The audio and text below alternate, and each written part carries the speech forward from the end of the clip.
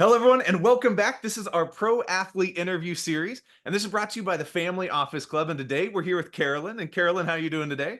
It's wonderful to be here. I've heard great things about the impact you're having on many levels with various demographics, so it's wonderful to be here. Well, much appreciated. And I know I was talking to Carolyn when we are looking to schedule you for this podcast and for this interview. And I know that we haven't had a chance to have you come out to one of our live events, but we do a lot of these different things from the podcast to interviews to the live events, which are like our super summits, where we have one coming up in New York. We have one out in Florida.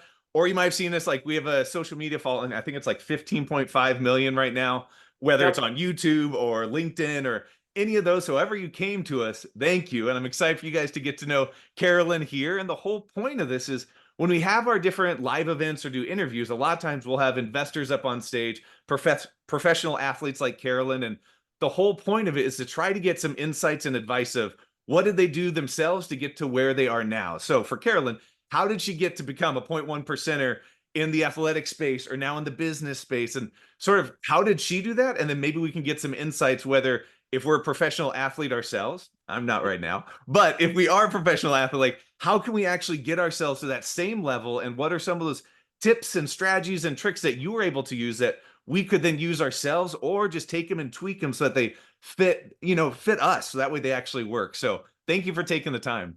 Absolutely. Those are all great questions. What I like the most is you talk about the intersection of business and sport. And I do think a lot of athletes potentially can struggle with that transition. So they don't create the groundwork for what are their passions, what are their skill sets, what is their defined expertise.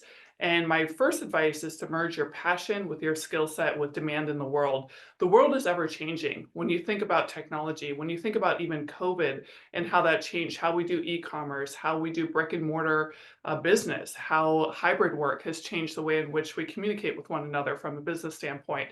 So, going back to athletes, first identifying what is my true passion? What is my calling in this lifetime? And you don't need to know freshman year in college, for example. I Yeah. started out pre med, I always share my story.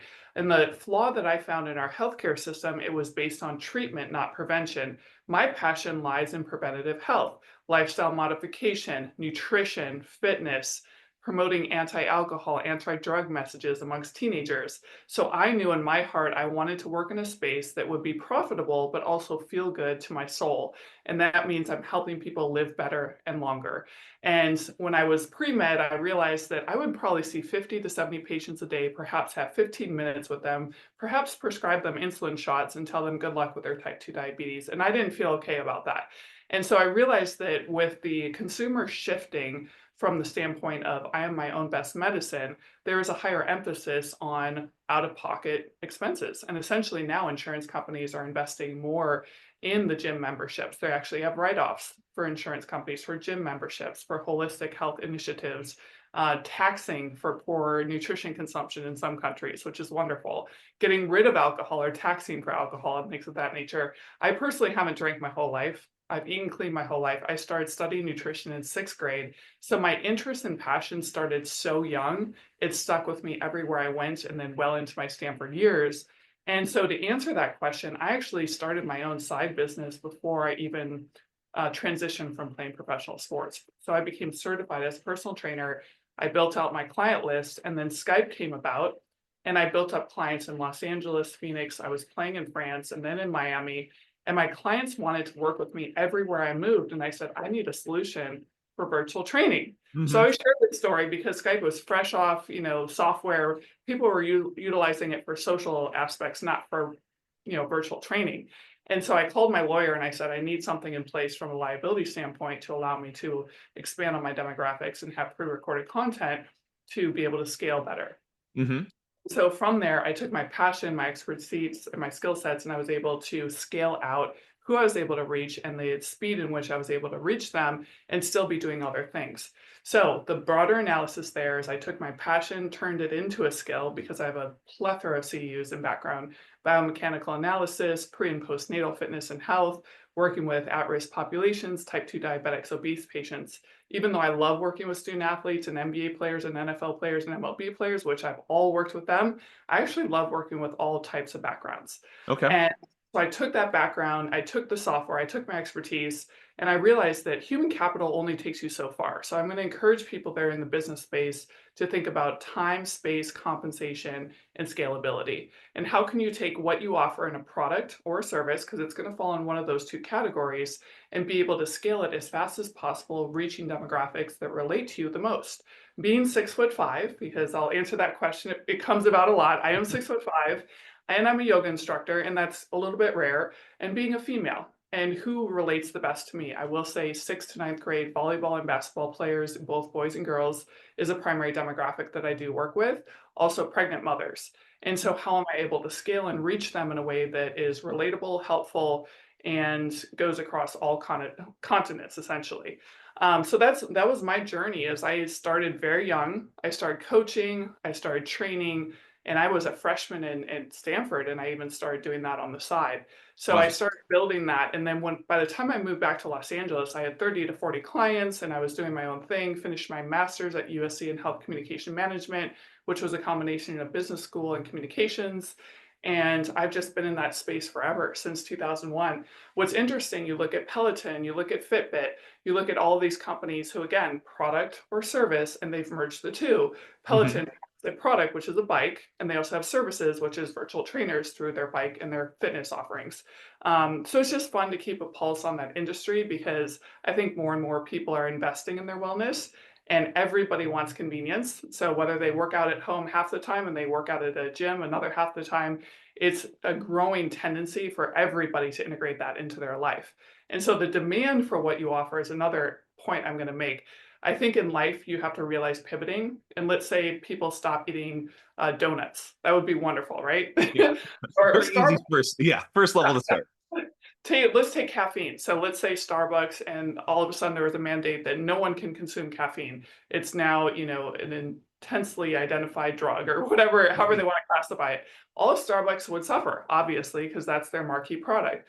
But I think we're in a space with fitness, health, and wellness where it's just exponentially growing, and people are becoming more and more aware of the prevalence and the importance of investing in your own health. So I just see a great, bright future for that space, and Mhm. it continues to grow and pivot in most interesting ways.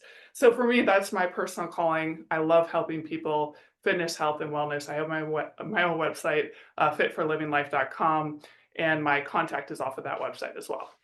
I love that. And I think that's very rare. I feel like what you've done is very rare, where a lot of times someone might, let's say in sixth grade, or whether it's in third grade, they're like, I want to be a veterinarian. That was myself.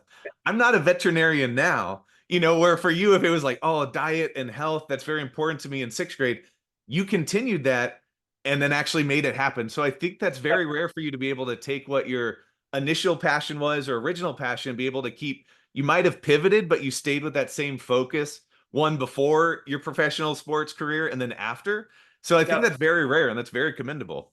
I appreciate that. I think initial interest stems from curiosity. You look at a Mhm. young child, they say, I want to be an astronaut. I want to fly to the moon, and it's this far reaching goal, which is somewhat attainable for some people, but a very, very small percentage of people will go after certain goals in life. We all look at professional athletes. A very small percentage of D1 athletes will actually make it at the professional level. So, Mhm. how do they re identify that realistic goal, that realistic passion in a way they can execute that path? So for me, I'm going to reemphasize this. If your lifestyle actually emulates the very goal you're going after, you're more likely to achieve it. And so, specifically in the fitness and health space, because I've managed hundreds of personal trainers over the course of my career, I look at the ones that truly love what they do and they also live that which they're promoting. Mhm. They actually have a much longer career, because it's who they are. It's their Yeah. identity, it's their sense of purpose, it's what they would want for a best friend or a family member. And so it's so ingrained into their DNA and their way of being that their work becomes their play. And they also give an example each and every day about what they're asking for from their clients. So that's, some tidbits in the fitness and health space for sure. No, and I guess what about for someone who, let's say, in sixth grade, maybe they didn't think about what they wanted to do, and let's say they're in their professional sports career now. Like, I guess, do you have any strategies or things that might help someone to focus or sort of find like, what is my passion? What am I passionate about? Or what's something that is not just, oh, this would be great to make money, but it's like, no, this is actually what I'm passionate about, and I can make money doing it, but it's something that's like totally aligned with your own values that you were able to find. Yeah, that's a great question. I highly encourage young student athletes to do internships, even if they're still in high school and taking the summer months. And granted, I will share my story is I was tied up in the summers. I didn't have any extra free time, but I did start internships slash exposure freshman year in college. Hmm. Honestly, I was playing USA basketball, traveling to Vienna, Frankfurt, Brazil, Slovakia, Chetumal, Mexico as a sophomore, junior in high school. So I really didn't have a lot of free time. Yeah. But so I have sympathy for finding the time, but making the time for things that are most important to you. So internships are a great way to do that. And don't be afraid to dabble. So it might be computer science, it might be engineering, it might be advertising, it might be marketing, it might be sales. And as soon as you get a little taste of what you actually gravitate towards and what you're really good at doing, you have to be a people person. You know, in certain industries, you have to communicate well and work well with people. If you're in computer science and all you do is coding, you don't necessarily have to have those great communication skills with humans, but with computers. So I always encourage people just find out what your personality is, what skill sets you really love, and then go with that and build off of it. But try as many things as you can as young as possible so that as you get to those older stages, you've weeded all of that out.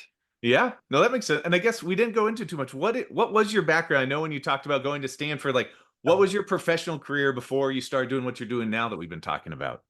Yeah, great question. So essentially, when I went to Stanford, again, I was pre-med and then I Hmm. was just shy of a double major. And at that point, from 2001 on, I had already had a side business built up with personal training and yoga and nutrition and all of that. So Hmm. I knew I wanted to keep that going. So frankly, prior to that, I was a young entrepreneur. I kind of share these funny stories, but I rode horses for 7 years. And Okay. I started my own shop at the horse shows. So I made like tie-dye t-shirts and bracelets and I was just a little entrepreneur at age Hmm. 8. So I've always had that sense of, how can I make the most of my time? I'm going to be here for 6 hours and I'm only showing 3. What can I do for the other 3 hours?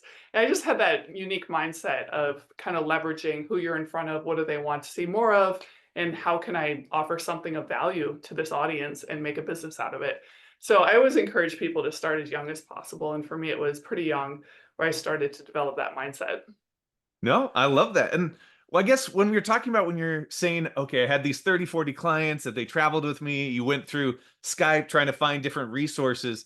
For someone that, let's say, is going into and making that transition, so they're going from the professional sports space and now they're going into the business space, what are some of those, I guess, strategies that you use and sort of goal setting techniques that you're able to do to sort of outmaneuver, outwork, and sort of strategize of, all right, I know I could do 100 things. We could all do 1,000 things, but here's the top 5 things or 10 things that are actually going to move the needle.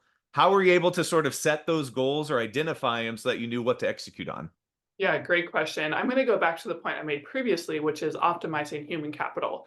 Hmm. So, a product is one thing, it can sell through manufacturing and housing and so forth. A service requires human capital. So, Hmm. if I'm going to give, let's just take a very obvious example, a 1 hour massage. Now, massage was highly affected by COVID because that's an in person experience. It's hard to give a virtual haircut, it's hard to give a virtual massage, right? Hmm. Those Yeah. are services that cannot be replicated in unique ways. However, personal training can be replicated through virtual experiences. So if one can figure out, do I have identify, is this a product or is this a service? And is there a way that I can do other things while this is selling? Hmm. And in a way that I can scale it as fast as possible, but still maintain high quality. And I think some people scale too quickly and they try to distribute too quickly and the quality suffers. So I think that's the only downfall of that mindset. But I think the biggest thing is thinking about how much time do I have? How do I allocate my time, my mental and my physical energy? And what are the best ways to scale it as fast as possible while And maintaining high quality? Yep. I guess when you're building that out, trying to maintain the quality, what are you doing? Because I think it's sometimes if for entrepreneurs or innovators, let's say they build something in the basement, they're like, oh, this is amazing. But then like they're like, when they put it out in the world, they're like, ah, it was cool to you, but maybe it's not great for the market. Yep. What do you do to sort of make sure that it's a right like product market fit or that it's great for the customer or that it's a good product, but that the customer experience is really what you wanted it to be? Like what do you do to sort of make those things happen?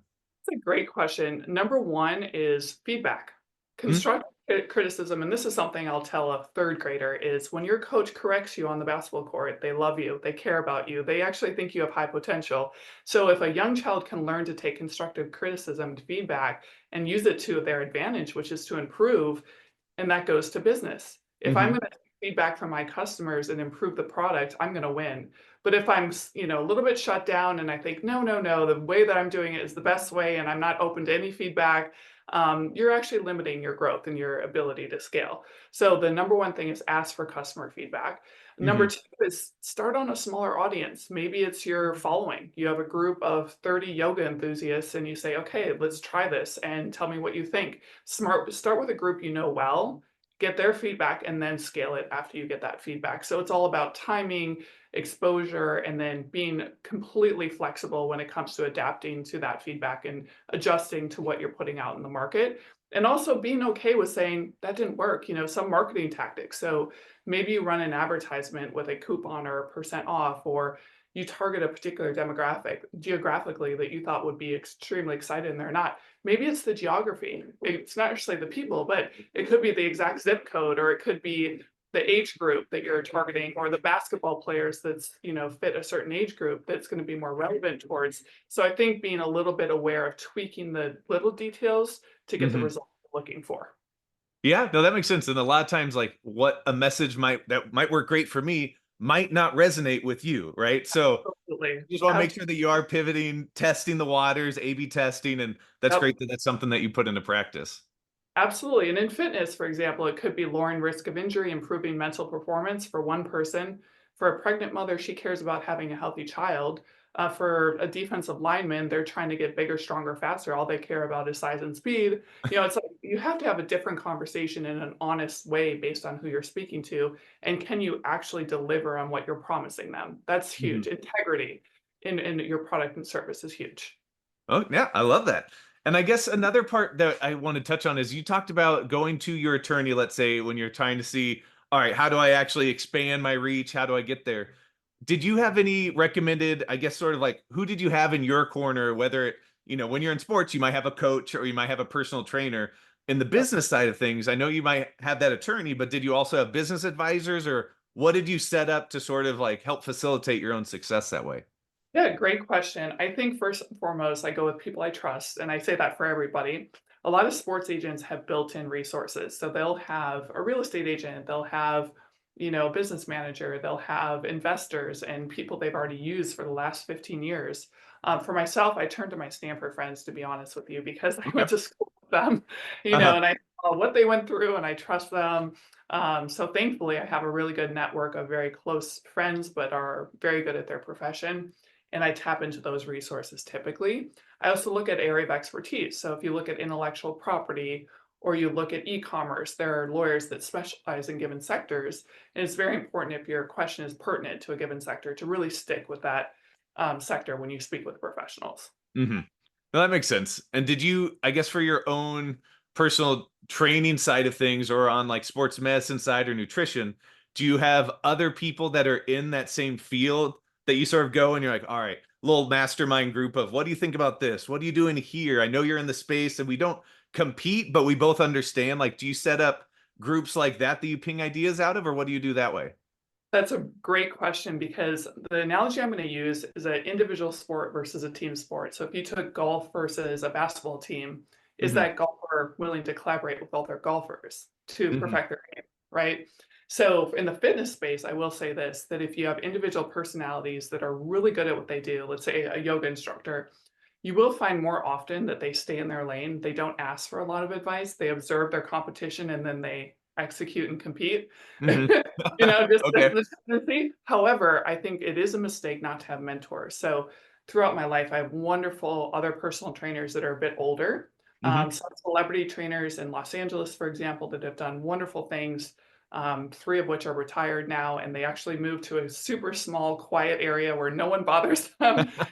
They've had their positive impact, and they, have done incredible things, and now they're in a more quiet space. So I think it's really important to always look at either who's older or how things are changing from a technology standpoint, from an environmental standpoint, from a consumer standpoint, and who has done something so creative and disruptive they're like, wow, I can do something like that, or I want to do something similar. And I'm always open to mentoring. I have Mhm. young kids aged 10 to 30 come to me and say, I want to do something similar. Will you talk to me for a half an hour? And I think that that is the biggest gift in the world if you can mentor and give back to the next generation that way too. I love that. I mean, Yeah, that's something that I'm sure that you looked for and you were appreciative when you were coming up, and now that you're at the space you are now, you can then actually do that for others. So that's absolutely. I love that. And I guess when we go to these final questions, I guess before we finish, for what you're doing now and for, let's say, the current space that you're working on, are there investments, are there sort of strategies or sort of recommended approaches that you're seeing? I know you talked about tech a bit, but is there something for, let's say, yourself of either ideas that you are currently investing in, or if you don't want to speak about specifics, Yep. areas that you're like, oh, this is definitely an area I think has a lot of interest or opportunity for growth or impact of whether you want to put in your own sweat equity or investment dollars behind it. What are you currently seeing in the market, and like what kind of recommendations would you give that way? Yeah, great question. I always start with someone and say, what is your risk tolerance? I think that's really important to identify, and having a diversified portfolio is also very strategic. Obviously, COVID affected a lot of things going back to products and services and e-commerce and international relations. Even with health issues, it can have a huge impact on how we do international e-commerce as well. So, with Hmm. those points put aside, I think it's really important for individuals to, number one, study what markets do they know the most about. Hmm. So for me, I know a lot about fitness, health, and wellness, technology, and scalability. However, I do tune into Inc. magazine, Bloomberg, Wall Street Journal. These are reads that I do every day. I have the e-reads, I do them every day. And Okay. then I attend live events for Bloomberg, for Inc., and I always keep a pulse on everything. Some other great groups are the Players Impact. TPI is a group of former professional athletes, and it's almost like Shark Tank. And Mm. so they do virtual pitching on a monthly basis, and they have companies come in and just speak about their companies. No pressure to invest, but it expands your horizon of what are people trying to do to disrupt the marketplace. And it Hmm. gets your creative juices flowing. I'm not a huge TV person, but I love Shark Tank. And so that's kind of, it's like a treat for me just to sit down and hear pitches all day long. I could do that for 8 hours a day and be happy. So Yeah. I love just being around creative spaces and thinking about what products and services are new to market. And then also looking at other big investment companies like Bryant Stillwell is a good one in Los Angeles. And they do publicize who they're investing in after they've agreed upon those Mm. investments. And then just studying those various websites and keeping up with what other people are doing as well. I love that. Well, Yeah. before I finish, do you have any last bits of like information, insights, recommendations, or just words of wisdoms that you'd give to either one, I guess, business people or professional athletes that are currently in the sport or trying to make that transition? Or maybe they're in sixth grade and they're like, all right, this is what I want to do for the future, like you did. I appreciate that. So, one major concept I'll give: health is wealth, and being proactive versus reactive in our investments in our health and our wealth is so synergistic. Hmm. So, for example, if you eat well, I don't drink alcohol. I mentioned that before. No drugs, no alcohol, clean living, get your sleep, work out. That's just as important as investing in your wealth and your portfolio and your financial returns. So when you think about that psychologically, a lot of people are, again, reactive, not proactive in nature. So if you come up with a 10, 15, 20, 25-year plan based on where you are now, sit down with a financial advisor. I think that's a wonderful task to do. Our National Basketball Retired Players Association, we do offer free financial management consulting for the upcoming rookies that are now Oh, going to be veterans. that's Yep. great. That's a huge benefit. So I encourage everyone to take advantage of that and to really come up with a plan, and not only come up with it, but stick to it. Hmm. And as we all know, about 5 years ago, there are statistics put on the market: 70% of pro athletes go broke. And it's okay to talk about these things because they're very real, Hmm. and have a huge amount of passion for helping people make those good decisions and putting your values in the right places. If you value people and places over things, and really taking your time to develop a life that is supportive and conducive to longevity. And that's, again, health and wealth, they're in the same bucket. Hmm. If you come up with a 5, 15, 20, 25, 30-year plan and be consistent in the choices you're making, relative to health and wealth, you're going to be in a really good place. And that conversation starts young. I'm happy to have that conversation with fifth and sixth graders about good choices. And I think the earlier you can start with financial management and health management, it's the best thing you can do for the next generation, for sure. I love that. I think that's great advice, and that's for Yeah. any age. So it's pointless Yep. to make a plan of what you're going to do of like, oh, I want to own this in 30 years when you're like, you're not Yeah. going to enjoy it unless you spend some of that time on your actual health. So Yeah, and is it an appreciating asset or is it a depreciating asset? Because I think sometimes the glitter and people get attracted to depreciating assets, and that's not intelligent, right? So yeah. life is all about balance that way, for sure. I love that. And Carolyn, before we go, what was your website one more time, just so we have that? I know you mentioned it earlier, but Absolutely. You can visit www.fitforlivinglife.com. And my email is c.moose, MOOS, at stanfordalumni.org. I love that. Well, thanks so much for being on the show today. I definitely appreciate it. Absolutely. It's wonderful to be here. I look forward to meeting everyone in person and just keep doing what you're doing. You're impacting a lot of people in positive ways. Well, same to you. So thanks for being a mentor, advisor, and for killing it in the space professionally, athlete, business, and just personal life. So thank you so much. Thanks so much. All right. Thank you.